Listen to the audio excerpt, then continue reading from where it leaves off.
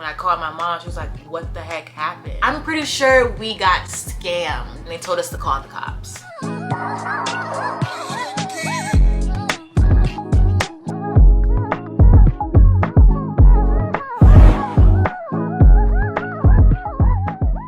Hi you guys. Earlier in the vlog I said that I would update you guys and tell you guys everything that happened, and I have been contemplating even saying anything still, but I really do feel like I need to get it off my chest so that I can move on, because what happened was fucking crazy. I'm honestly still traumatized by it till this day. Like, it's just so bad what happened. But I don't know, I just want to explain to you guys why I've even ended up in the situation that I was in, but I just haven't been telling the full story. I mean, because first of all, you really shouldn't have to put all your business out on the internet, but I don't know, I just didn't want my worries, things that stressed me to like dictate me. I wanted to be able to get past them. I wanted things to work out, but then that leads me to never sharing, and then when they do become something serious, then all of a sudden things change and people are like, well, what the heck happened? When I called my mom, she was like, what the heck happened? So first of all, about exactly a year ago, I quit my job and I dropped out of school, dropped out of college. Practically, I didn't officially drop out, so if I wanted to re-enroll, I could. What I practically was telling my friends and family was that I was taking a gap year. So technically, I am still on that gap year, but year is kind of over. So when August comes around, technically, my family might be asking if I am re-enrolling, and honestly, I'm probably not.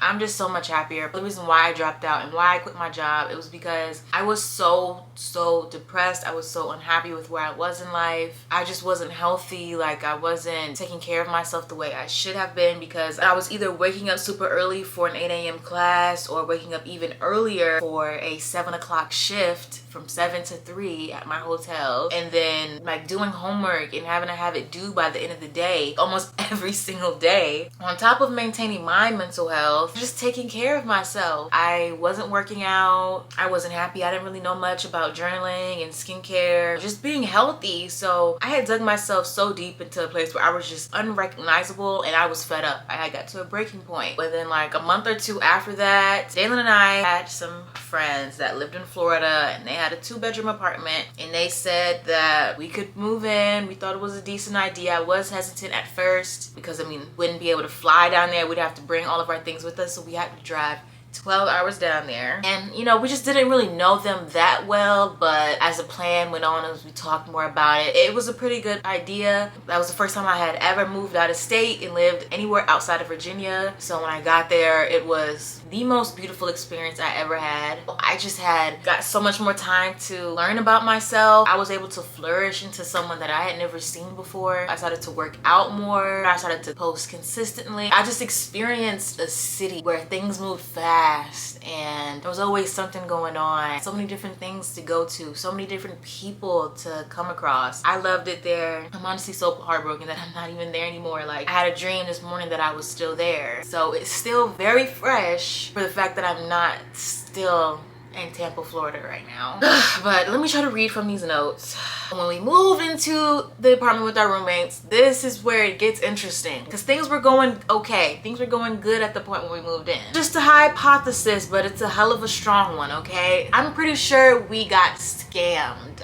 I'm like, the facts, like the shit is aligning, and I'm sure, yeah. They lived in the apartment before we did. We moved in like 3 months, 4 months into their lease. They had already been handling living in the apartment, paying the bills, things like that. We were like, it would be easy for us because we wouldn't have to go through the apartment application process, and we'd basically be taking half of their expenses. Like, they wouldn't have to pay half of the expenses. You would think that would be a lot easier, right? I don't know.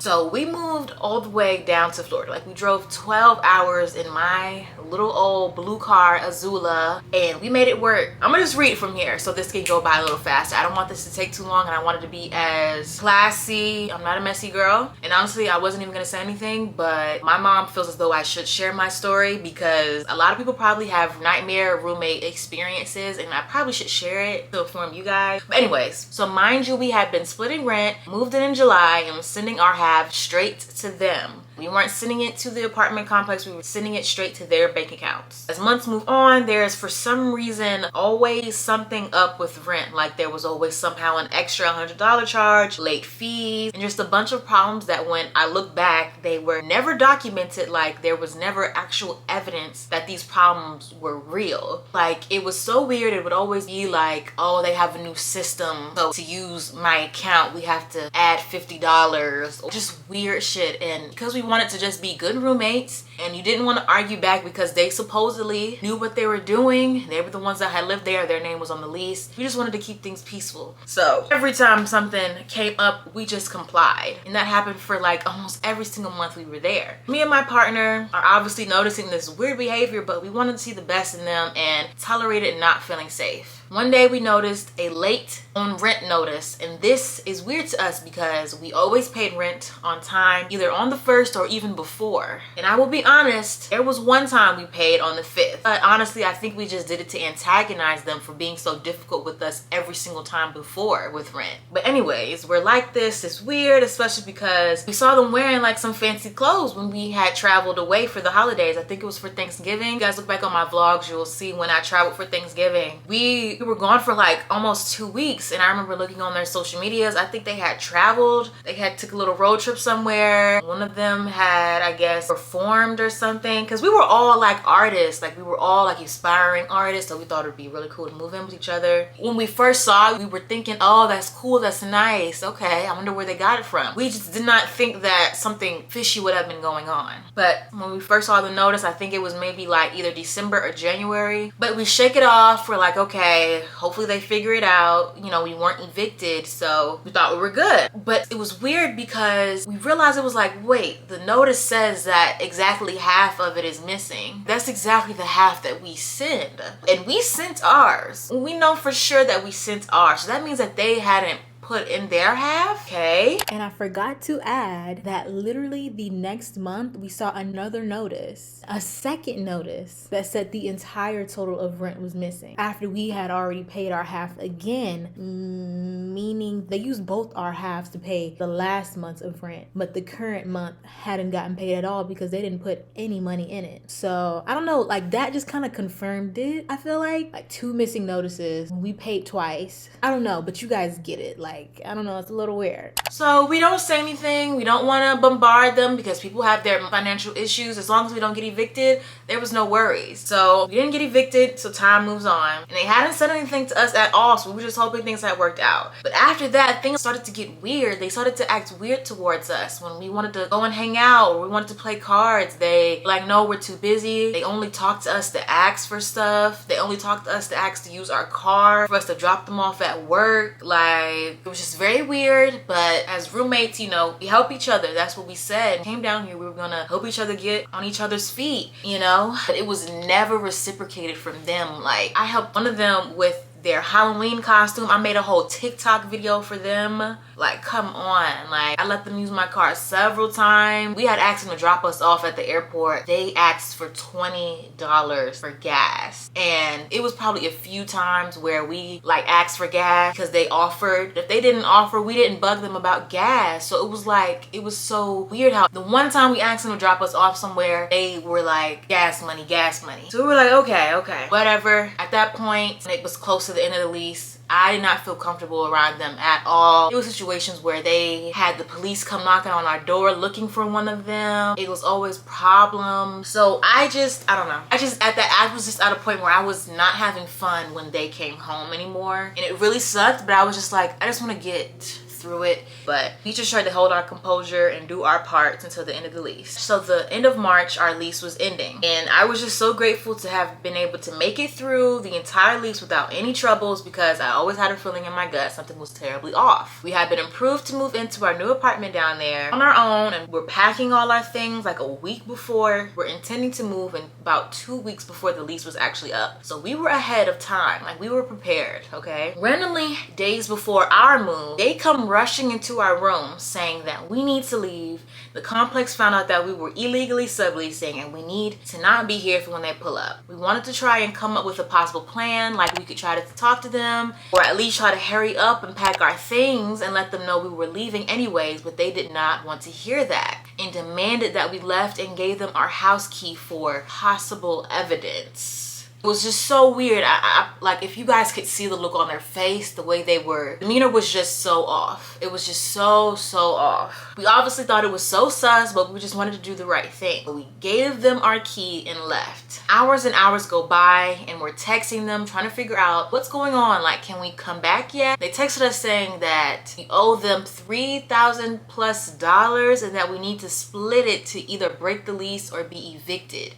Either way, we had to be out by tomorrow. Okay, so we're so confused because legally that doesn't make sense. And mind you, hours had gone by. Like, we had to leave at like 1. We were packing all our things. Like, we were about to move out soon. Things were getting packed up. Then all of a sudden, we had to get kicked out. And it's like maybe 7 or 8 at this point, p.m. Okay. We're just like, that doesn't make any sense. If we're being kicked out for illegally subletting in the state of Florida, you have to send a 7-day notice to comply or cure the problem. And after that, then you are evicted. And catch this. And they're saying that now we can't come back or get into the apartment until we pay our half. Kept trying to come up with the solution and communicate, but it was either them only demanding the money or not texting back at all. Mind you, these are people that we've known for a while. Like, Galen went to middle school with one of them and we visited them year before. They had put on this front that they made us believe that they were these great people and that the world was just out to get them. They were always in these wacky situations and somehow they were never the problem. Right, okay. But we didn't realize that until we moved in and we found out that they were low-key criminals. Like, low-key had weapons and were always fighting and stealing, and you know, I don't want to air that stuff out, but they always made it seem like they had to do that stuff. Like, they had no option but to carry themselves in that way. And I understand that there is a struggle and you have to protect yourself, but it was very different. It was very different. It seemed as though like they were the roots of all of their problems, like either self-sabotaging or whatever. But we just realized that we were not safe. And when this happened, we were like, oh my God, we really aren't safe. Like, it hit us like, oh my God, like, is this really happening? The people that we were low-key afraid of becoming a problem, they actually are a problem, and they are literally in this moment trying to scam us. Like, we've known them for years. We've been hanging out with them. We've lived with them for months now. Are they really doing this to us? And every time we were like, okay, well, can we at least get in the house that we can at least try to transfer some money over, use the internet? We've been outside for 8 hours. Like, we're hungry. Like, it's hot outside. Like, can we at least come in and figure this out? They say, no, we can't have none of that. Gotta send that money over. The leasing apartment is still on me. They can't see you, yada, yada, yada. It didn't make sense. It did not make sense, because for them to not need to see us, that means that there's a possibility of you trying to tell them that we're not here. But if they're still trying to make you leave, then that means that they already know that we are here. So there's no point in trying to hide us because they're aware that we're here. It doesn't make sense, okay? And even the whole money thing, like, if you're being evicted, you don't have to pay to be evicted. To break a lease, yes, you have to pay, but break a lease 2 weeks before the lease is up, it was just weird. It wasn't adding up. And if they had sent a 7-day notice for us to be out, why didn't our roommates say anything? So there was a lot of just like, it's not adding up situations. So when we call our parents, we're like, okay, you know, we tried to like paint our roommates as pretty decent people, but they actually just screwed us over like big time. Called our parents and explained to them what happened. They were shocked and very scared for us and upset that we had even let it get this far, and they told us to call the cops. And I'm someone that has always been scared of the cops. Like, I avoid police at all costs. Like, I'm not someone that wants to be comfortable with police, like, at all, okay? I didn't want the police to come in and instigate the situation and make it much bigger. I didn't want them to come in and make it have to become something that was like legal. Like, now we had to make statements, and now, like, you know what I'm saying? I didn't want it to get that far. I wanted to be able to leave things on a good note, just go our separate ways, but they pushed it to that point. It was 9 p.m. at this point, and we still had not gotten into our apartment to pack things if we supposedly had to be out the next day. So we called the police. We sat at the Publix for like an hour just contemplating whether we should call the police or not, but we did. We asked the police to meet us there, and we explained everything to them. They were like, yeah, the situation sounds really fishy. I just told them, we just want you guys to be peacekeepers. Don't want you guys to like do anything crazy. Just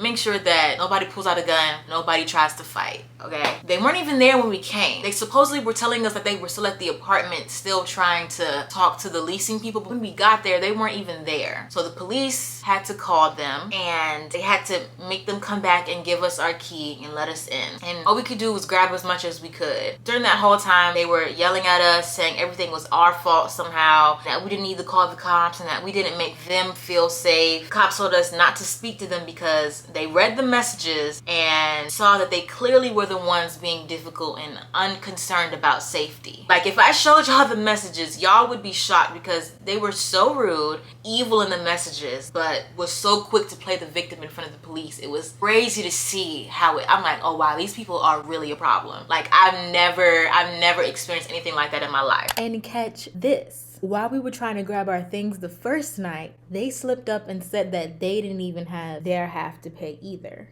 So they wouldn't have been able to pay the people back anyways. So they were probably just gonna have us send ours and then run off with $1,000+ in their hand, like tax free. You know what I'm saying? I would understand if it was like a problem if they had their half and we were the only ones that didn't have it, and it was really like it wouldn't be fair if we had to pay it all, but they didn't even have their half. They weren't going to be able to pay the people the entire amount anyways, and they were just going to take our money and run off with it.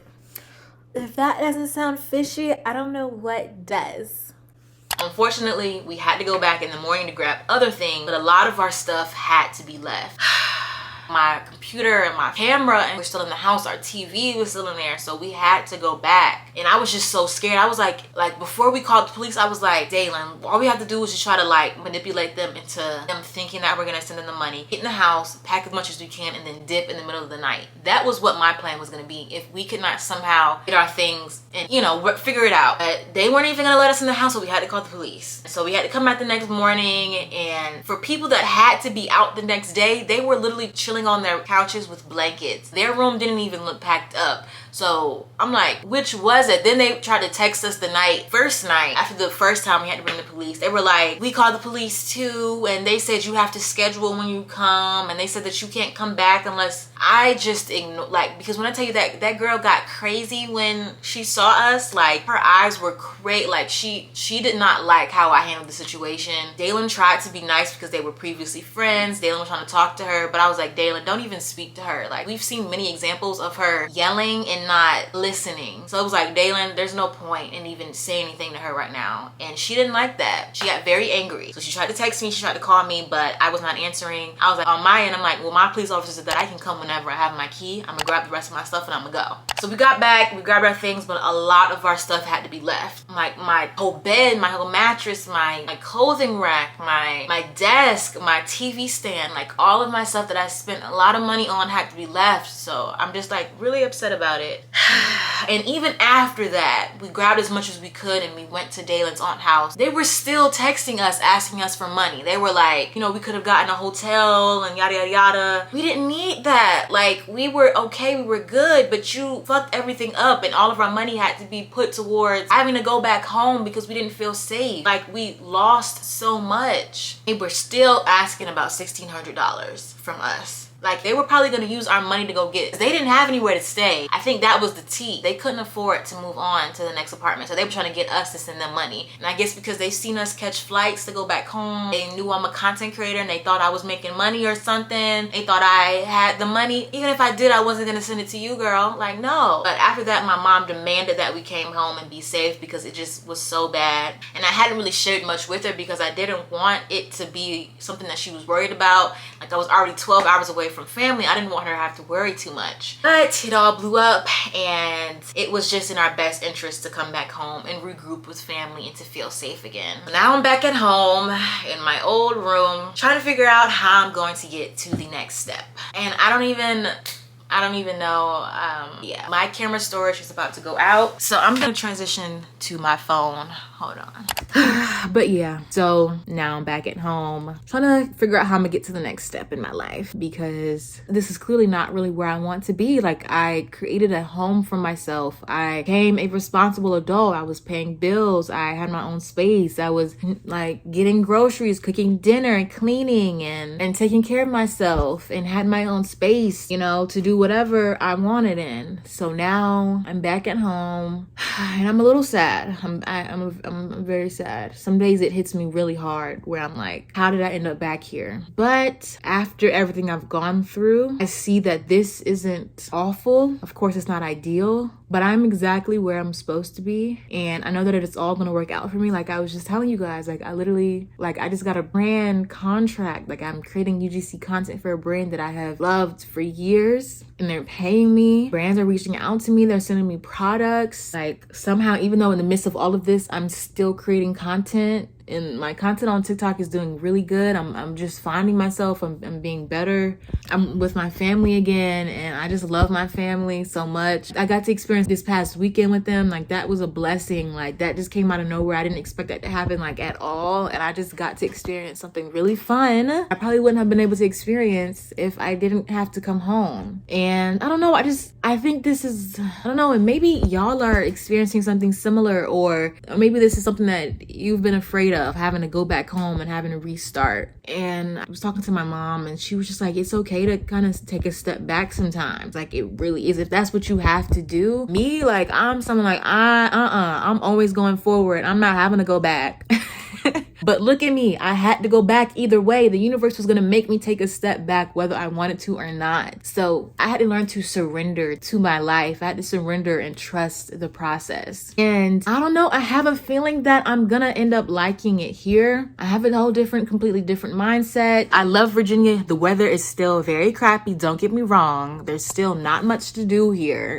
There's still not a lot of content creators here similar to me. There's still, not as many opportunities as it was in Florida, but I'm going to make the best of it here while I can. I'm going to try to view this opportunity in a way that I haven't experienced Virginia before. And I feel like it's already going pretty good. Like I've already experienced a festival here. Like what? Thank you, Pharrell. That was cool as fuck of you. I'm gonna try to make sure I'm still doing my Pilates and yoga here. I'm gonna still go to the Trader Joe's. I'm working with my mom now, so I have a little mini job. Might get another job even though I don't want to. So that's where I'm at. I've lost almost everything, but I still have a smile on my face, and I'm having to restart, but it feels good. As a Gemini, restarting and, having to regroup is not that hard for me. I adapt. I always do. I always adapt. But I'm still like shocked. Like a month ago, like I was literally in Florida. I had to drive back up. So I'm like, that 12-hour drive just did not, like, I was like, I didn't think I was gonna have to do that drive for a long time. The fact that I had to, and we're back, and I'm sleeping in this twin size bed again, it's just a little crazy to me. But I'm making the best of it, and you guys never know. In the next month, 2 or 3, I could be somewhere where I'm really happy, and that's what I'm hoping for. So pray for me, guys. I'm living out of a suitcase. TV's on the floor. But I'm just gonna be real, like the content on YouTube may not be as consistent right now. If I'm gonna make a video, I want it to be good. So I don't wanna just throw out shit out there, but I'm gonna do my best to make good content because I still love YouTube so much, and I still want to grow my platform up here. And I don't want things like this to get in the way of me growing when it could be something that helps me connect with you guys. So I'm gonna do my best to share and to still communicate with you guys. But yeah, that's where I'm at.